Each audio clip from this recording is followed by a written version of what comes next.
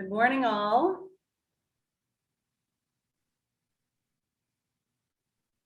George Webb. Hi, Good morning. how are you? Good. Welcome, everyone. I'm going to give a couple of guidelines, and I'll wait probably till just after a minute after 9, but I'm going to encourage you guys to rename yourselves with your class year, if you can do that, and that's hovering in those 3 dots in the right-hand corner of your Zoom screen. If you click on that, it'll offer you the opportunity to rename yourself, and you can, like Frank Herron just did, drop in your years. Thanks, Jay. Okay.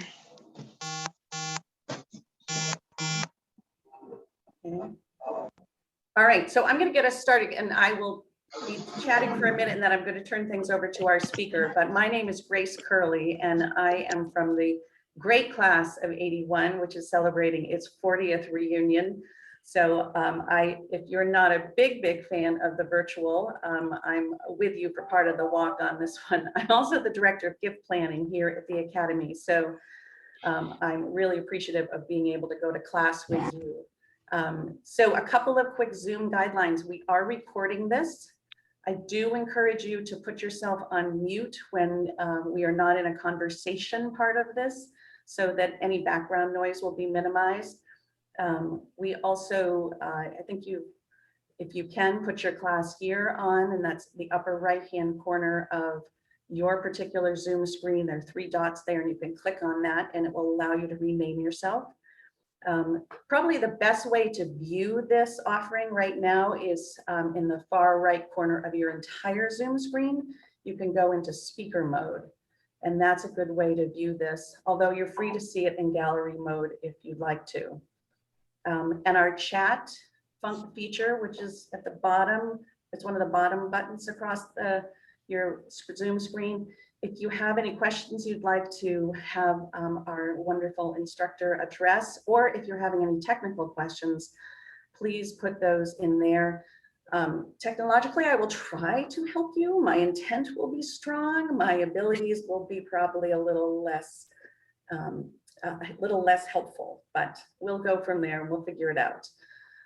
So let me now introduce our speaker. I'd love this opportunity. So to welcome you to Black Intellectuals and the Concept of Whiteness. We have a wonderful instructor here today who has been at the Academy for 3 years, Bridget Samo. She is an instructor in English. She has a PhD in English. And she is the incoming director of the Office of Community and Multicultural Development, known as CAMD. And she's grew up, I think, on the west side of Chicago. She and I share a love for smart musical theater, which we can maybe get to offline. But I'm delighted that Bridget has agreed to be a part of our reunion weekend and to bring this title to our conversation. So please join me in welcoming Bridget. Hi, how are you? Oh, really cool. You just finished CAS. Let's get to that. That's Jay that just sent that you just finished CAS. Nice. I didn't finish it, but I definitely have read the first couple of chapters of it, and I do have some thoughts about it. So if you don't mind us getting to that a little later. And also, honestly, I have a lesson like I do for all my classes. I always have a lesson plan, but I'm also always ready to go in a direction that the class needs to go in.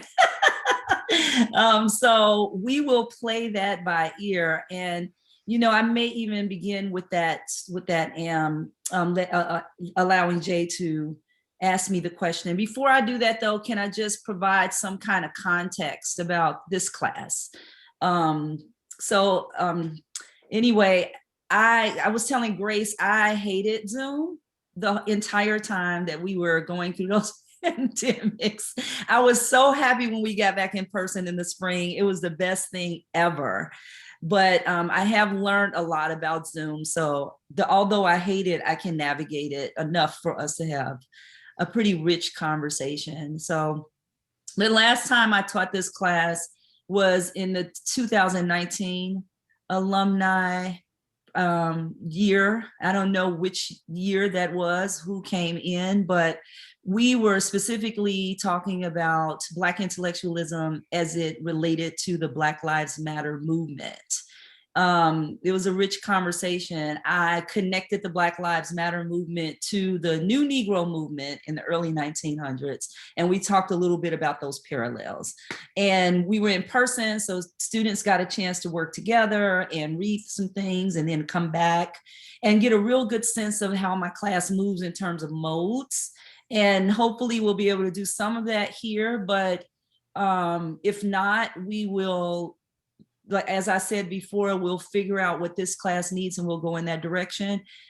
I never teach the same class twice, just in general, as a rule. For the past 30 years of my teaching career, I've just never taught the same class twice. So this year, I wanted to focus on Black intellectualism as it relates to what has happened in the past 18 months. So there is a contemporary connection. So I actually think CAST is a good place to start and move from there. So Jay, first of all, everyone, I want to make sure I know everyone's name, and if you could just tell me your name and tell me why you took this class, but make it really brief. I want to try to get all of that in 1 minute. So all of you have like whatever amount of seconds to do that to make it to a minute. But I'll start with the person to my right, which is George. Well, let's see here. Can you hear me? Yep. Okay. Hi, I'm from the class of 50. I tuned in just to hear what you had to say. So looking forward to it. Good. Frank? Yeah, Frank Heron from Winchester, Massachusetts. Aside from some real big picture issues, more specifically, done a lot of research on blind soldiers from World War I, and there were 5 Black men who were blinded, and sort of what happened to them as they came back and were treated is a little bit of an example of demonstrating the type of systemic or structural racism that they faced despite their heroics on the battlefield. That's it. We're going to leave Jay to the end since he has a question. We're going to skip over to Diana.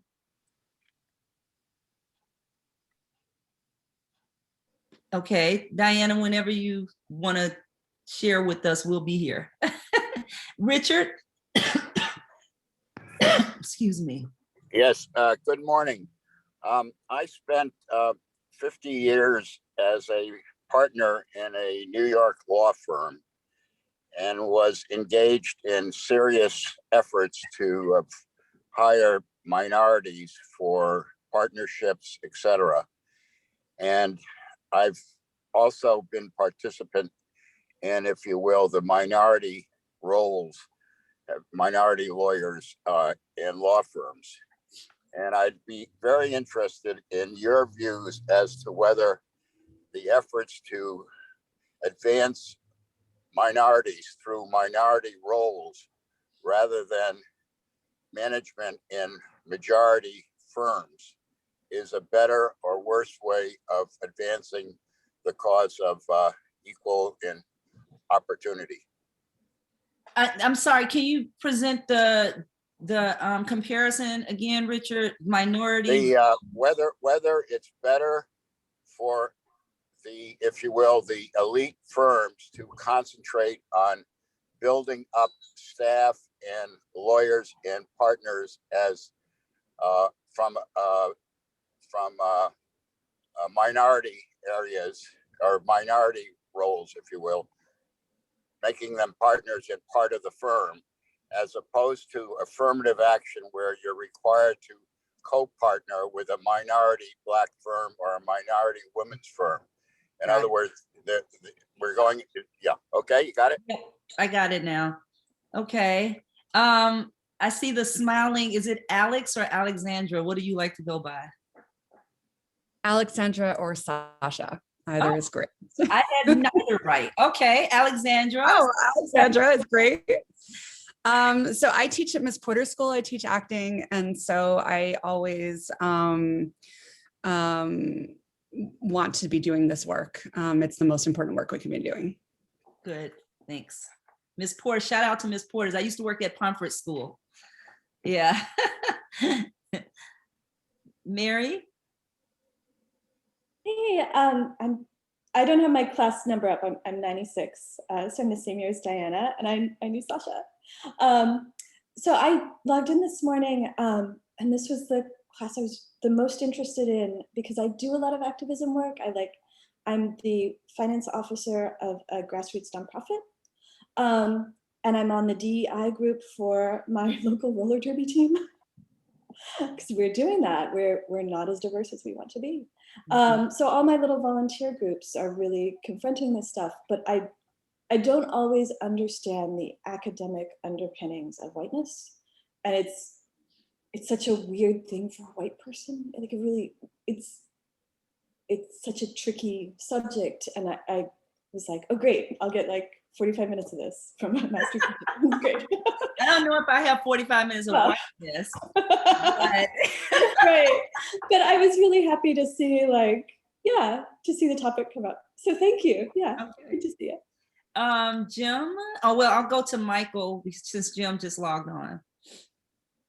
I'm fascinated in the topic. Just your name and why you chose to take this class. Jim Longley, I'm in Maine, and this is really one of the dominant themes that our society is dealing with, and I'm very interested in the views that will be expressed. Okay, cool. And lastly, I think if Diana doesn't have anything to say, Dio. Did I say it correctly, Dio? Yeah, that's perfect. Dio, class of 2010. And yeah, the description of this looked really interesting.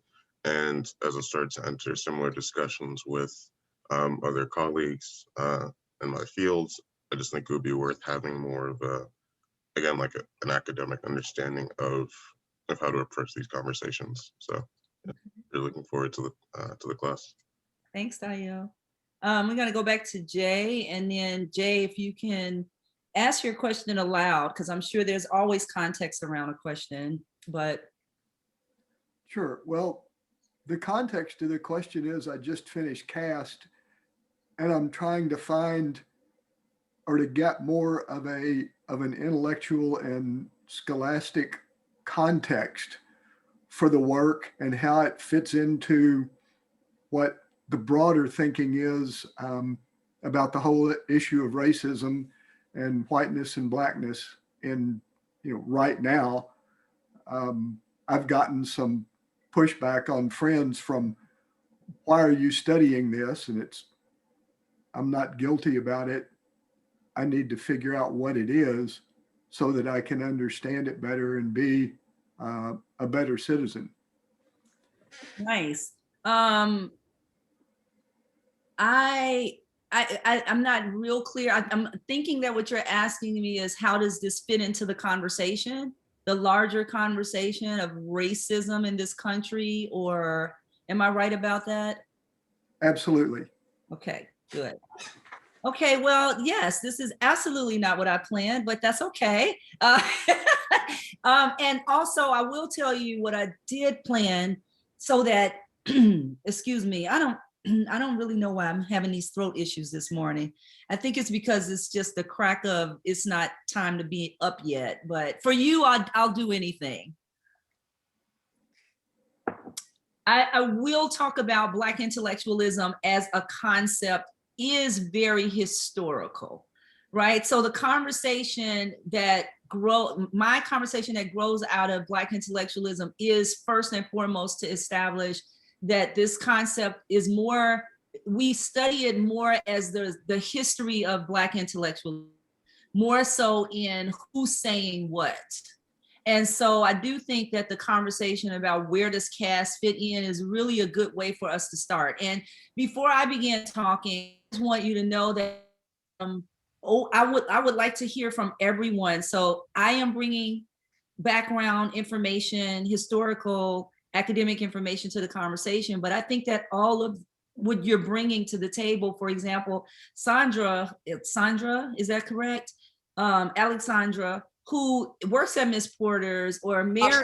Sorry, I'm sorry. confusing. It's the Russian. Like It's the Russian name. Beyonce's, you're like Beyonce's other name. Beyonce. Oh, right, yes. Or the Obamas, which are super confusing because my sister is Natasha, but they named their Natasha Sasha. So it's very confusing. Right. Okay. I can remember that now. See, I just need some connections. Or Mary, who's doing some DEI work. Dio, who is interested in having these kinds of conversations, as well as George. I would like for you to bring your expertise to the table as well. I will say that someone asked me what book we should be reading today in order when it comes to where we are with the conversation of Black thought, Black intellectualism, Black racism in this country. And I did suggest Caste.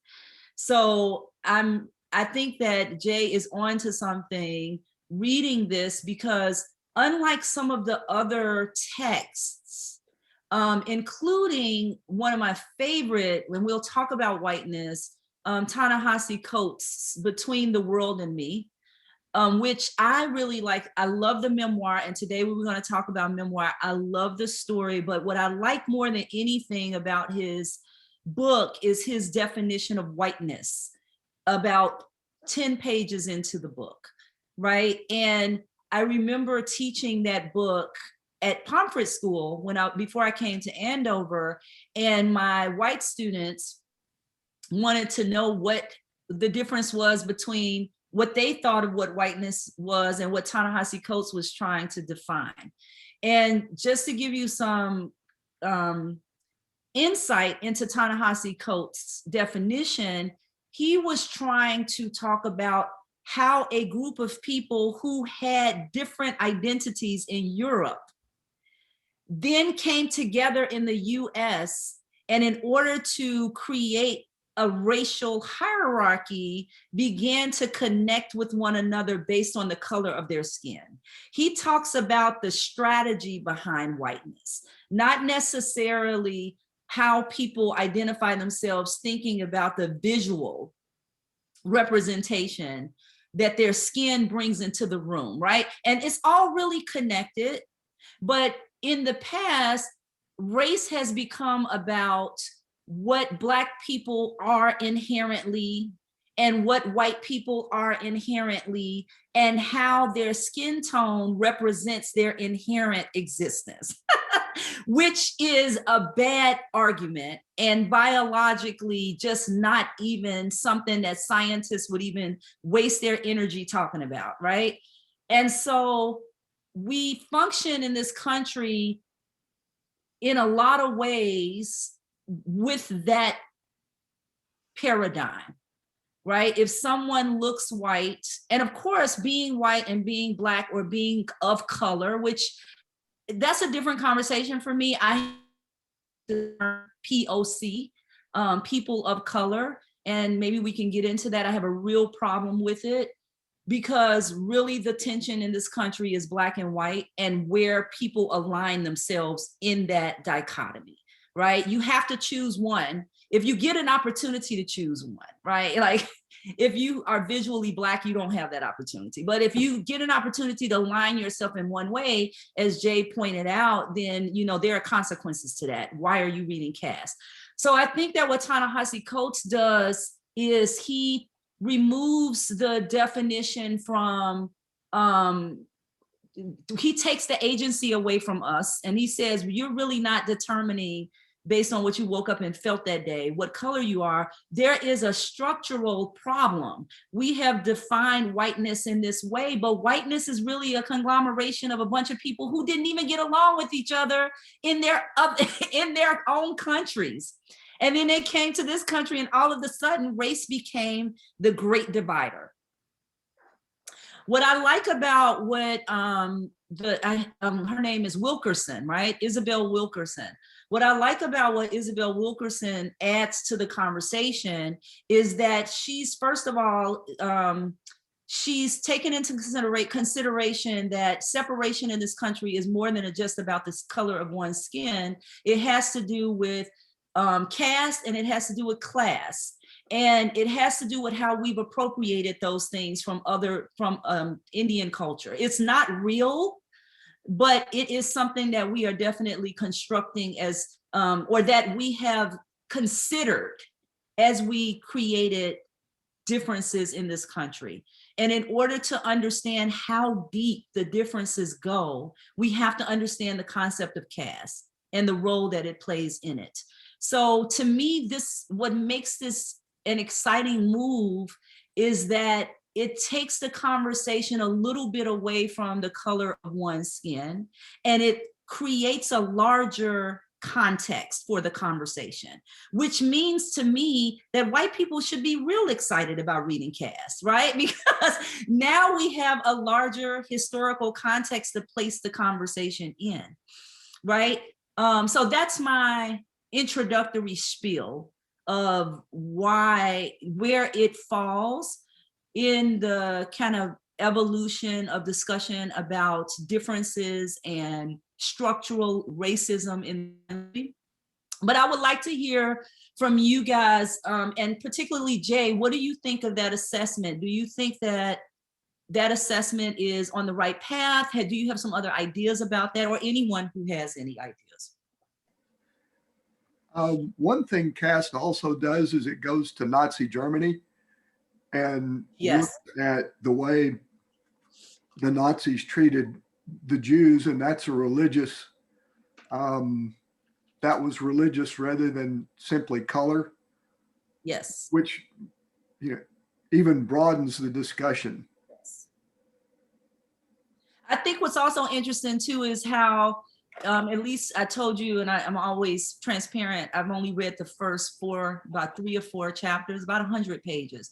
And in that section, how Wilkerson points out how Nazis looked at America to look at just how bad we were looked at as an example of how bad you can treat people who are different. And that's something I think we should talk about as a country too, right? The construction usually is, look at how bad the Nazis were. To know that there's some discussion from the Nazis about how to use America and the way white Americans treat Black Americans as a model. And even to some point, to some degree, to say that's even worse.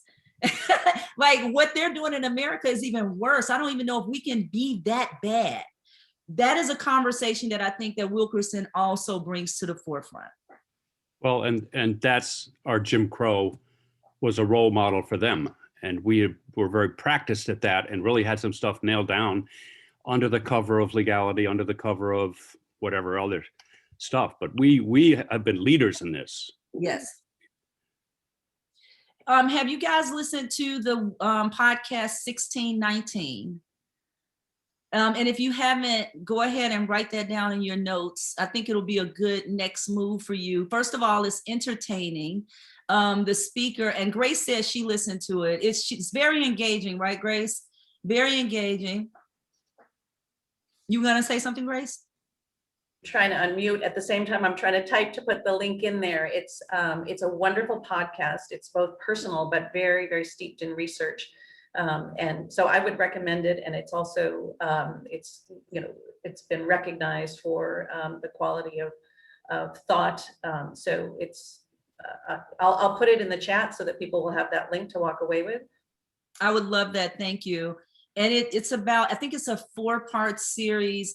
My favorite is her discussion of music, because I love music, but she also gives us a really nice historical kind of context about appropriation of Black music. And it's really, it's a perspective I hadn't heard before, and I've heard a lot of perspectives about. But in that piece, she is, ironically about her too, I don't know the whole story, but she just went up for tenure, or she tried to go up for tenure, and they didn't give her tenure. And of course, being in a tenure process myself is very political, and knowing that they used what they figured was some concrete reasoning not to give her tenure. The irony is also the person did 1619 and some of the content that comes out of that. So I don't want that irony to be missed. Thank you, Grace. They are reopening the case. I know they are. Yes, they are reopening the case. And I think there are a lot of ethical issues around that also deserve another 45-minute class.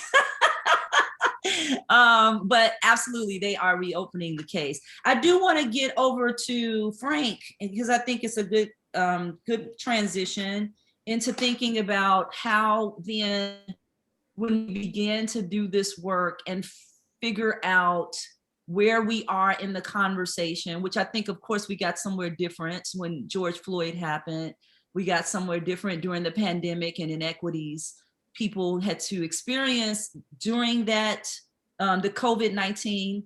And there are some conversations around that, but also thinking more about how do we kind of right or wrong in this country when it comes to economics, right? Because honestly, the whole problem of racism, underlying that is really a class issue. Our country is very class oriented, and the face of it is race, right? That's my argument. I think the face of it is race, and it works because the majority of Black people are not, they're under middle, they're lower than middle class, or just at middle class and at the lower end of middle class.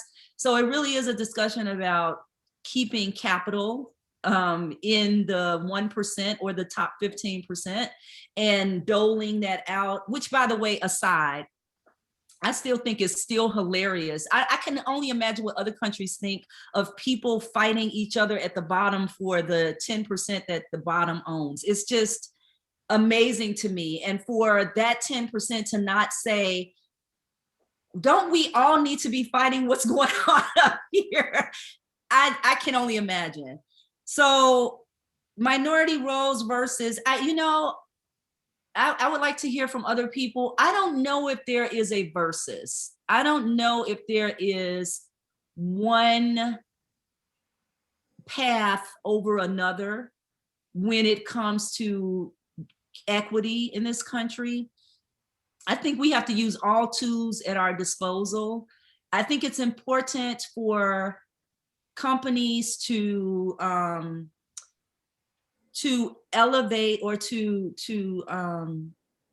put in position the people on the margins in roles that they've not had access to in the past.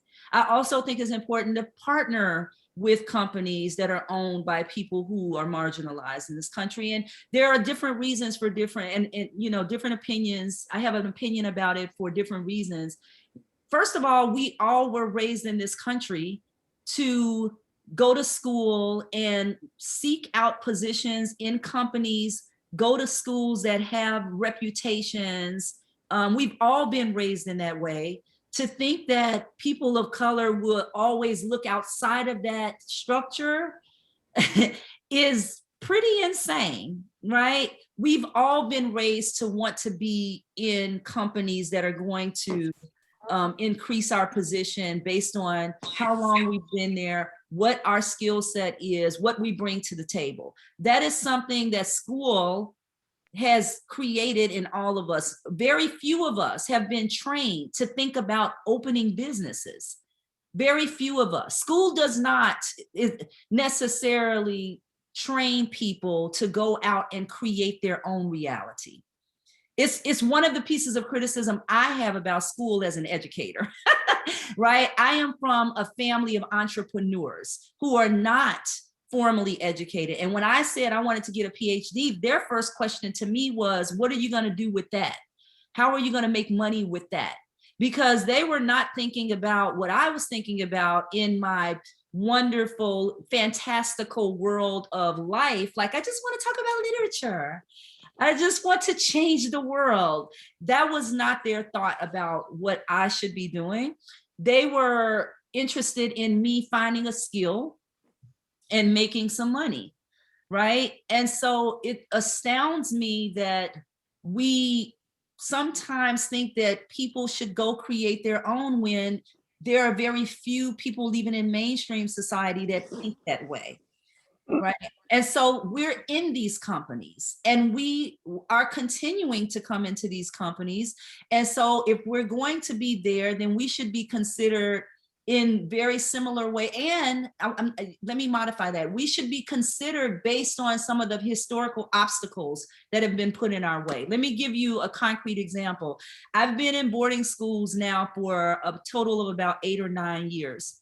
And because I am a Black woman, I have to do things, and not just a Black woman, not part of the mainstream, whatever your identity is, I had to work in a particular kind of way that said, I have these obstacles to overcome, right? I may be smarter, but I'm coming in this package. And because I'm coming in this package, I have to have a PhD as opposed to a bachelor's degree. I have to have this experience as opposed to, that's how I am socialized. That's how people who are on the margins are all socialized. So when I came into a boarding school, I was already steps ahead of many people because I can't rest. I have to be excellent, right? I come into a business where people are not as strong as I am in certain areas, but what do they have? They have time. They have time because boarding schools were first open to white men who were able to move from their boarding school experience and then work at the boarding school.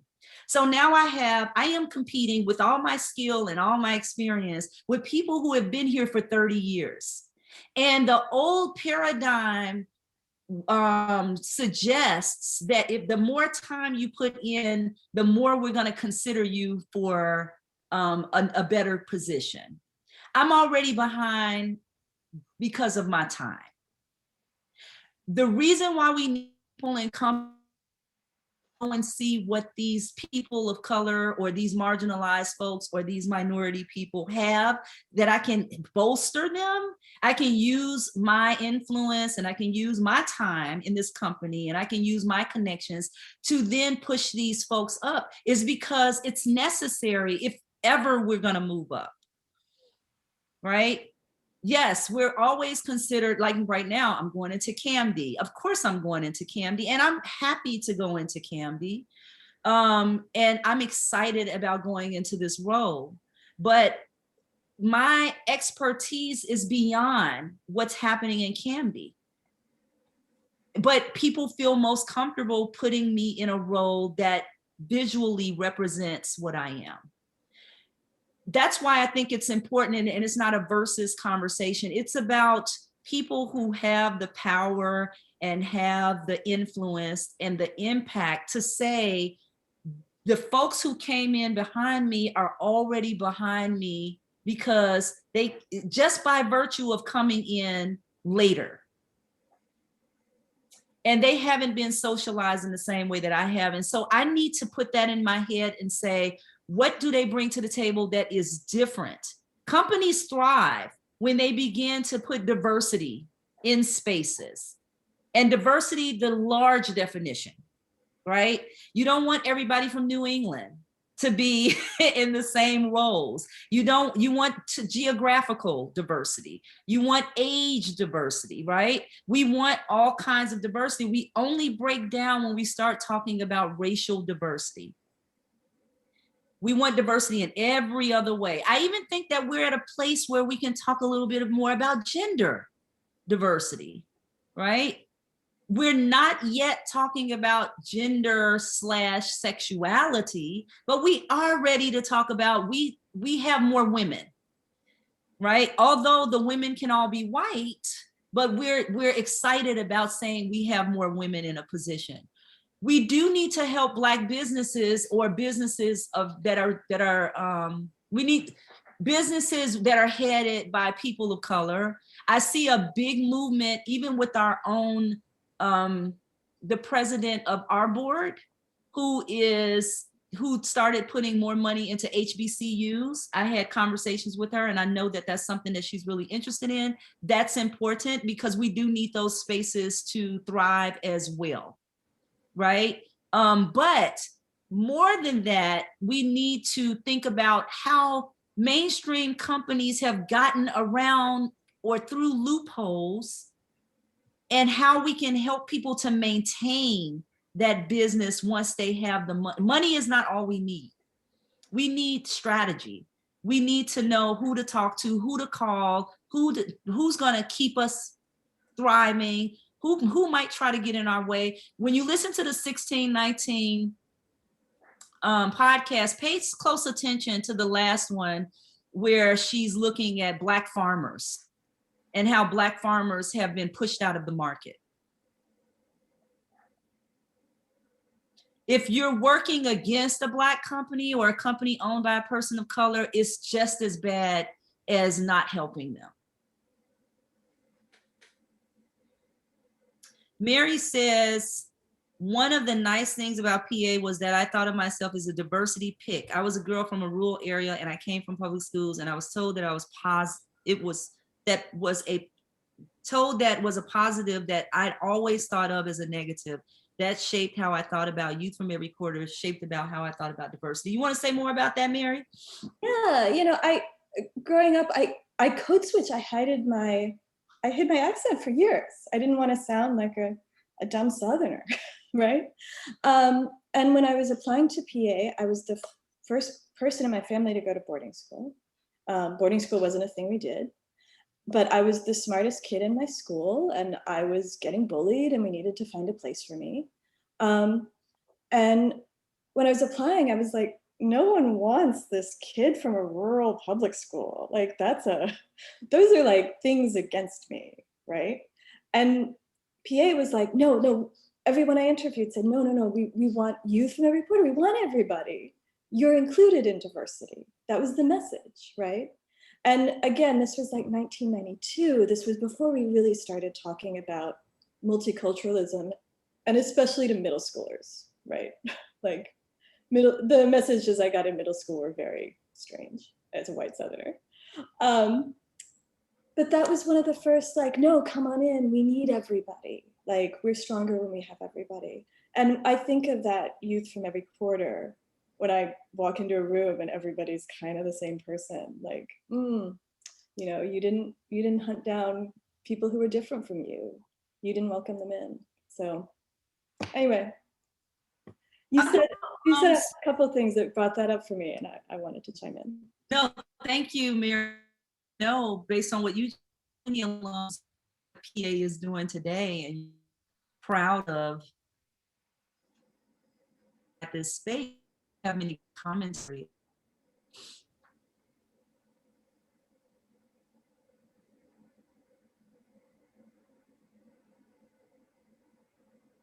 I hear crickets.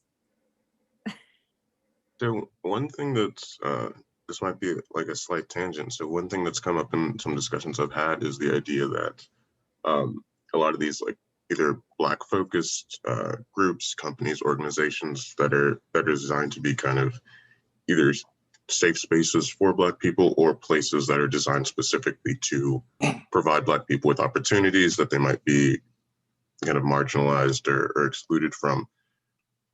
One sentiment that's come up is that the construction of those spaces is actually kind of goes against the, I guess, the idealized concept of a truly, equal, equitable future.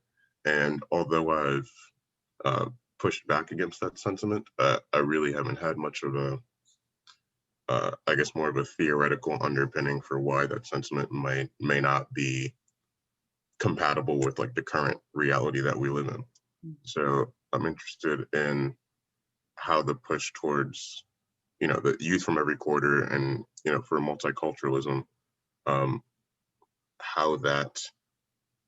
guess, trying to frame that, saying that that's not incompatible with the creation of these spaces, but that, you have to look at history and the context of how certain races, Black people, have been excluded from these places kind of requires the creation of these predominantly Black spaces in addition to this wider multicultural work. So just some thoughts that were coming up for me. Are you interested in how people are talking about the relationship? I mean, talking about how these places are adapting to the difference or are creating spaces for the Yeah, I think more so how predominantly like spaces created specifically for Black people, how those are not in opposition to like multicultural spaces, but that they have been a necessity historically, right? And that they're not in opposition to the idea of a multicultural space, right? Because the purpose of them is not exclusion. The purpose is support for this historically marginalized group. Yes, I know that this year, and I don't know how much you guys know about the young people at PA, but they found some time to speak out against what they felt was not kind of responding to their existence in this space during the pandemic, during some of the racial incidents over the past year. And I actually agree completely with Dio. I think that and Camdy, I'll go to Camdy since we have about 5 more minutes left. I think that Camdy is a good example of a space that was created for Black and Brown people that is not exclusionary and that does not think of itself outside of the rest of the school, right? I know historically, I know 3 of the former Camdy directors, Bobby, I can't remember Bobby's last name, but Bobby was here first, and Bobby Edwards. Bobby Edwards, who, don't tell him I forgot his last name, we're good friends. Bobby Edwards, LCG, who's still here, and LaShawn. And from what I understand over the past 3 years about that group, it was established exactly so that people could move through this space and have a kind of hate to kind of remind them that they belonged here. And not only did they belong here, but that they were necessary, and they didn't have to feel like they were an addition in the way Mary was talking. They were not an addition. They were part of the success of this school. That's what Camdy, in my understanding, does for students, right? It tells them, it reminds them that you should run for, you should work hard in you should feel empowered to your teachers. You should feel like you belong here because look at the grades you had when you applied to Andover, right? This is, to me, fundamentally, there are other things that happen. We do some other kinds of programming, we have groups, but to me, the core reason for having Camdy is to say, you belong here, and we're going to help you get out of here and realize that you belong here. Right. And so I would even expand that, Dio, and say that any group, I used to hear students say, why do we need a Black History Month? Why do we need anything that says Black first or women first? Because it's been excluded from the mainstream. Not because we're trying to separate ourselves, but because it's been excluded. And anytime something has been excluded, you got to kind of come hard at first so that people can pay attention, and they weave it through what we is what they do is they're being established in predominantly white spaces. There has to be some connection between, inclusion and something that appears to be exclusionary. There has to be some connection, because if not, why would I need to come to Andover to create an all-Black group when I could just not come to Andover? So I think the answer is in the actual establishment of those groups. So we have 1 minute left. I believe in time. If you would like a copy of what I was going to talk about today, you can ask Grace and I will send it to her. But I hope that you got at least a couple of readings and a little bit more to think about. I did mention Ta-Nehisi Coates' Between the World and Me. So if you've not read that, please do. I think it's important reading. I do think you should listen to 1619, and I would recommend, and now he's going to make me pick it up again and finish it, but Jay Barnes' recommendation of Cass. I think you all should read it. If you don't have time to read the 400+ page book, then she does have several interviews where she talks about it. And she's a great storyteller / historian. Her history is so nicely disseminated through her storytelling. Any other questions? Have a great reunion weekend online. Thank you for stopping by and have a great day. Thank you, Bridget. Thank you so much. Thank you, everyone, for Bridget. joining. And I will follow up with you guys if, I'm going to assume everyone wants to receive the presentation and just a handful of slides that Bridget was going to share with us so that you'll have some of those notes. So count on me to follow up with you guys. I so appreciate you being here. Thank you. Go Big Thank Blue. you.